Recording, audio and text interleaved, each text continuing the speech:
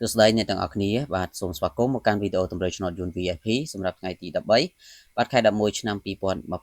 ទពុកម៉ែមីមីសម្រាប់ថ្ងៃនេះផងដែរខ្ញុំបាទក៏មាននៅតម្រូវលេខបាទល្អៗដើម្បីចែកជូនទៅកាន់ពុកម៉ែមីមីទាំងអស់គ្នាសម្រាប់កំសាន្តនិងដើម្បីយកទៅធ្វើការផ្សងសំណាងចឹងបងប្អូនជួយចុច like ជួយ share ជួយចុច follow page ម្នាក់មួយបាទដើម្បីទទួលបាននូវលាភសំណាងទាំងអស់គ្នាចឹងយើងចូលទៅកាន់តម្រុយរបស់យើងតែម្ដងបាទសម្រាប់ពេលម៉ោង10:35នាទីព្រឹកសម្រាប់ថ្ងៃនេះបាទថ្ងៃទី13ចឹងសម្រាប់ព្រឹកនេះបងប្អូនពុកម៉ែមីមីសូមយកខ្ទង់30និងខ្ទង់20សម្រាប់ធ្វើការអូសចំពោះខ្ទង់30សូមបុក37 38បាទលេខនៅពួក ABCD បាទហើយចំណែកខ្ទង់20គឺយើងយក21និង22បាទសម្រាប់ធ្វើការលេងសម្រាប់បងប្អូនដែលចង់បានលេខតូច2គ្រាប់លេខ4ប៉ុស្តិ៍សេវាត្រឹមតែ 50000 រៀលបងប្អូនអាចធ្វើការឆាតមកសុំទាំងអស់គ្នាបានគឺខ្ញុំបាទមានលេខពិសេសសម្រាប់ម៉ោង1កន្លះនិងម៉ោង4កន្លះបាទ2ម៉ោងនេះគឺជាម៉ោងពិសេសសម្រាប់បងប្អូនឬក៏សិស្សចាស់របស់យើងដែលត្រូវជារៀងរាល់ថ្ងៃក៏បងប្អូនអាចធ្វើការឆាតមកយកលេខទាំងអស់គ្នាបានហើយបងប្អូនពុកម៉ែមីដែលថ្មីមិនទាន់បានសាកល្បងលេខជាមួយខ្ញុំបាទក៏អាចធ្វើការឆាតជួបពេក